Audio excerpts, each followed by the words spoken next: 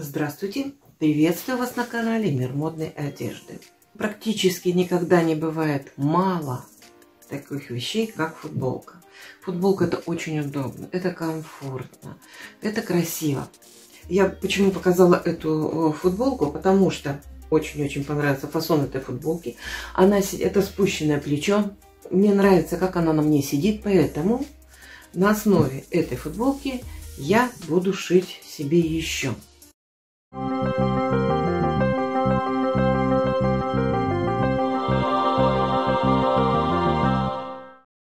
Вот случается так, что у нас остаются вещи, материал еще хороший, а носить их уже больше невозможно. Вот в данном случае я купила халат очень недорого. Ну вот он недорого и есть недорого. Сделан хамски. Носить невозможно, пройма огромная. Замок сшит, все здесь вытянуто. Это вещь неносибельная, хотя она и новая. Лежит давно, но не ношенная. Трикотаж здесь хороший, поэтому я решила перешить его на домашнюю футболку. И постараюсь, здесь видите карманы, и постараюсь сохранить карманы. Это первый вариант. У меня есть еще несколько халатов, которые тоже надо перешить. Если нет выкройки, не беда. Складываем. Перед и спинка у нее одинаковые, отличается только вырезом. Накладываем на миллиметровку, на старые обои, но на любую бумагу. Если у вас есть газета, можно на газету, и снимаю выкройку. Вот я выкройку уже сняла, она у меня есть. Вот эта спинка, вот это перед.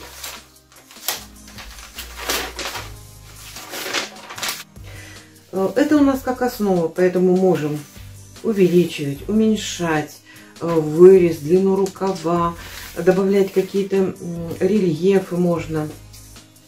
Сейчас мы этим и займемся. Самое первое, что мы делаем, выпарываем замок. Но мы не будем, я не буду заморачиваться, я просто это срежу, потому что эта планка мне тоже не пригодится.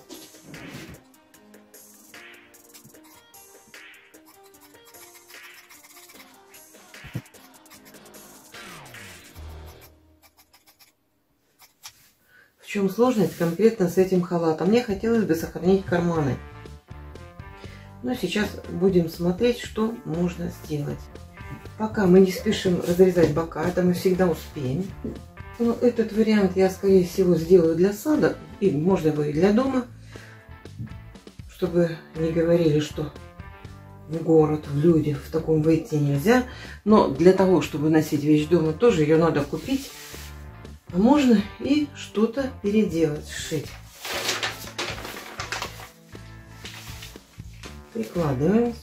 Здесь хорошо получается. А здесь у нас не входит. Можно даже поднять. Нормально. Вот. А здесь мы можем сделать реглан. Таким образом, если мы забьем, вот эту часть можно выкроить из другого материала. Я думаю, что дома у каждого найдутся футболки, которые мы уже не носим, но которые можно использовать. Вот у меня красная, к этому красному подходит.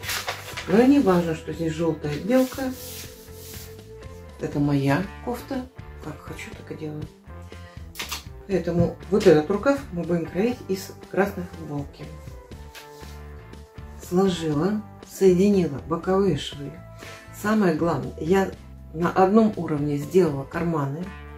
И что у меня получилось, как выяснилось? Видите, вот так сшит был этот халат. Мы выравниваем не по плечам, а по карманам, поскольку карманы имеют отделку яркую. И они, если будут на разной высоте, это будет заметно. Поэтому будем отталкиваться от кармана. Я на ощупь соединила, боковой шов соединила, карманы соединила. Все, теперь начинаем священное действие. Я со своей фигурой могу даже не расклешать здесь. У меня бедра по отношению к груди не широкие. Оставляем только на подгибку 2 сантиметра. Разложили выкройку, прикалываем.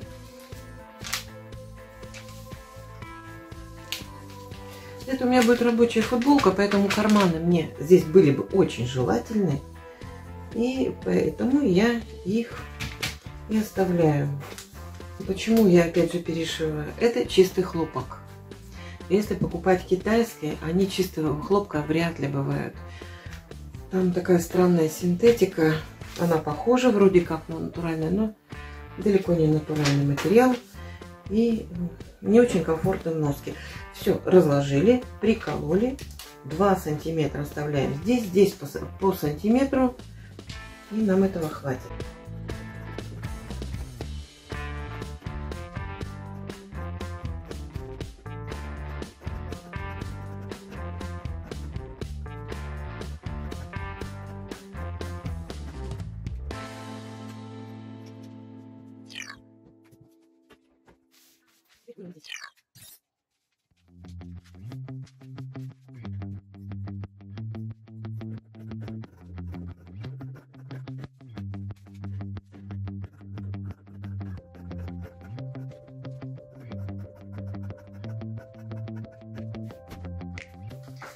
Этот шов мы будем делать на оверлоке, поэтому булавочки мы прикалываем сразу, чтобы нам потом, пока не смещается, но подальше, чтобы эти булавки не попали ни под лапку, ни под нож оверлока.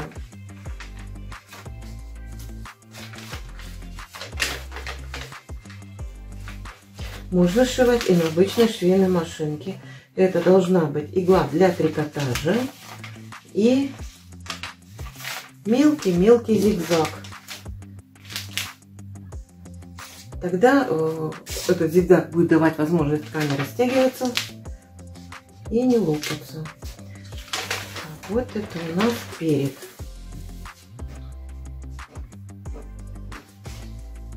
Это выкройка спинки, это переда. Линию рельефа сейчас нарисуем.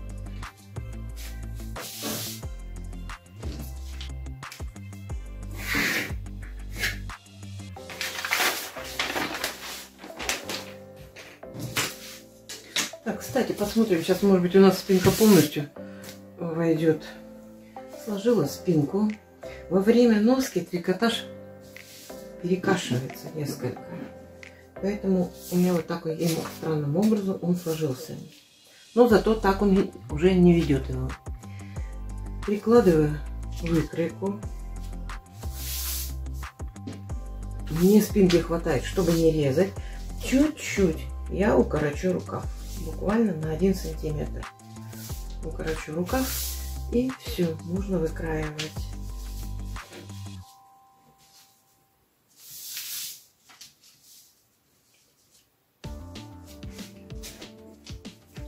Прикалываем, вырезаем. Оставляю по низу 2 сантиметра. Здесь мы ничего не оставляем, не получается. Ничего, просто покороче будет рукавчик.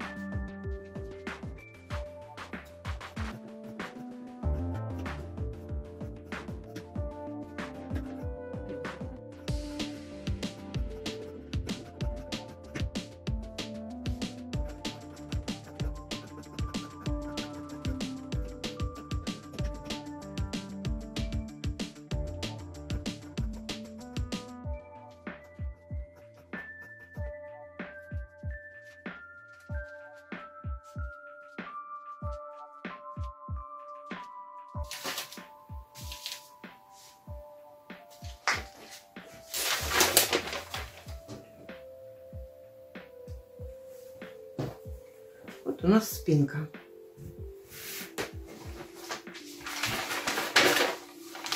Если мы вот эту линию сделаем долевой, то здесь у нас, когда мы сошьем, не будет фалдить и пузыриться.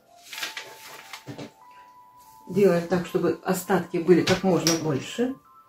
Мало ли, что мы еще будем шить. Поэтому подвигаем максимально сюда. Здесь у нас остается. Здесь 1 сантиметр на шов. Здесь мы там на спинке у нас не получился. Здесь припуск. Немножко убавился рукав. Здесь мы сделаем так же.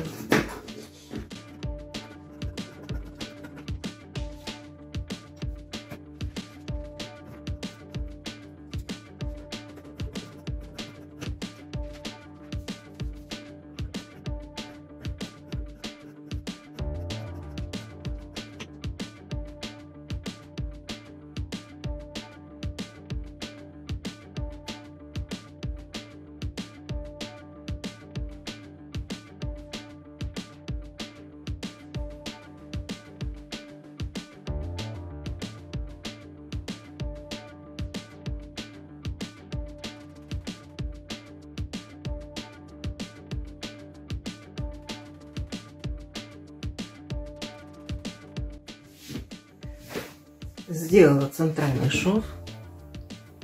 Все это проутюжила.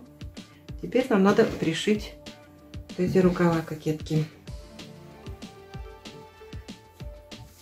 Но между ними вот из поясочка сделать отделку желтую.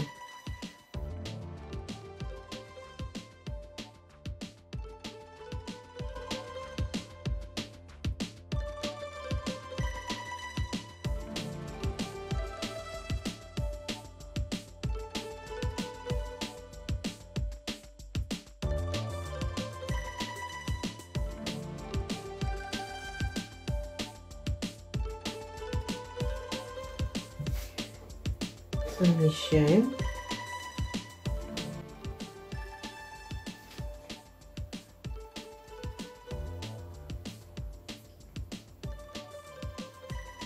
Совмещаем.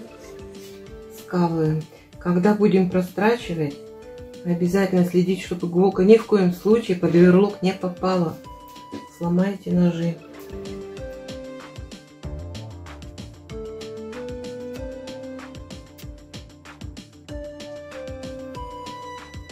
И сейчас наша задача здесь прострочить.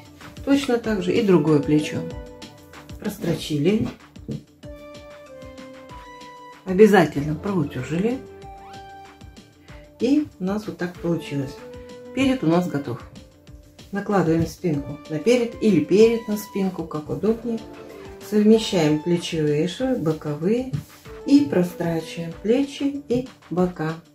Смотрите, если у вас будет такой же вариант, что когда мы срезали бок, карман на отлете, вот здесь надо, чтобы он был на месте. Когда будете пристрачивать, можно его приколоть, приметать.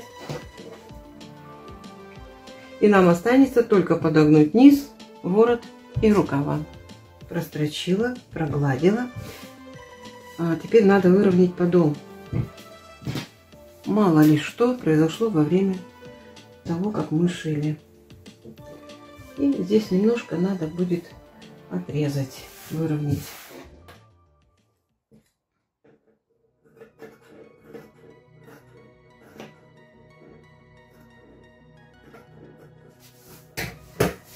Теперь на обычной швейной машинке подгибаем на 1-2 сантиметра с лицевой стороны при помощи двойной иглы прошиваем. Также ворот прошиваем и подгибаем рукава.